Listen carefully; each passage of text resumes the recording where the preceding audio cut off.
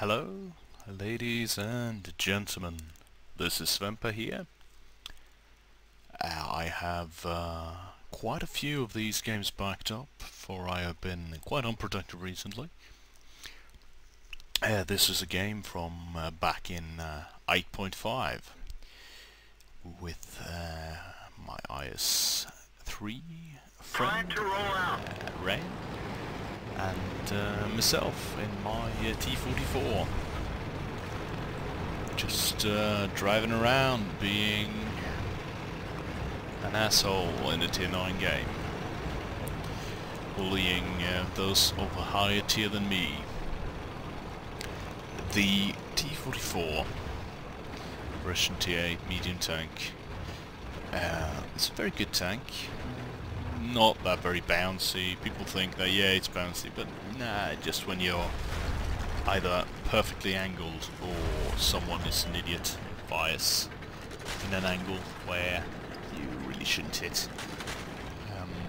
There's a lot of people who believe that the Russian tanks are being balanced favourably due to a big market being Russian, a big part of their market being Russian. But nah, I'm having a hard time believing that, because all of the Russian, of course I haven't played the T-62 very much, more than on the test service, and had one in my platoon with Rehin being the driver. And no, I can't say that I feel that it's overpowered.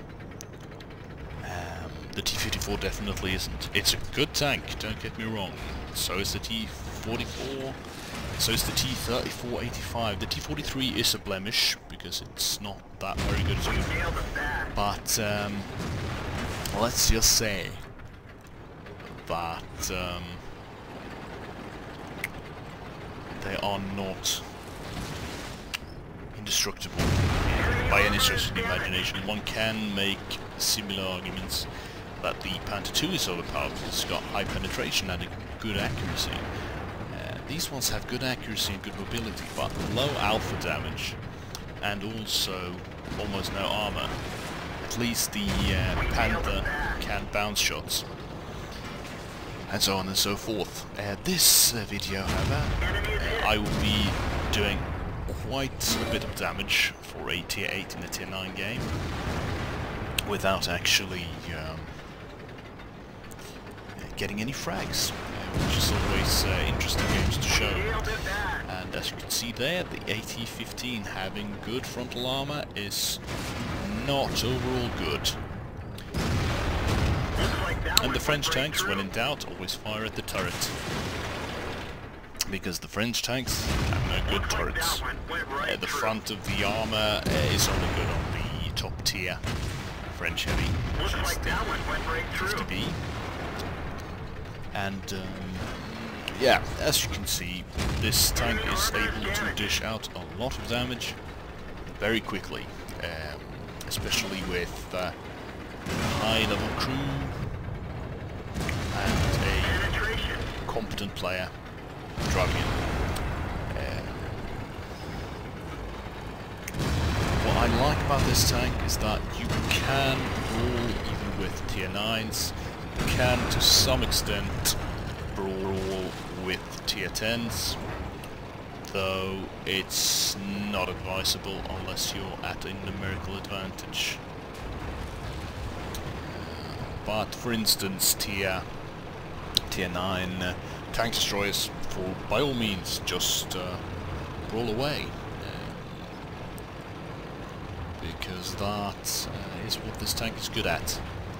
And it's a quick tank, good power to weight ratio, good enough ground resistance, a bit of a speed bleed at the corners. But another interesting thing about these Russian mediums is that they have a good projectile arc in some way.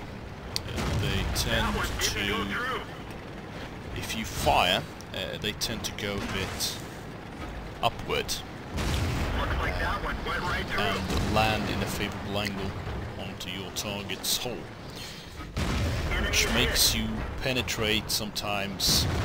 With that 175 penetration, can be argued shouldn't penetrate. But like every Russian medium, it is so very squishy that it doesn't really matter. But anyway, Rehin has played a good game as well. Not getting quite as much done as I did, but getting frags instead, so it's all good.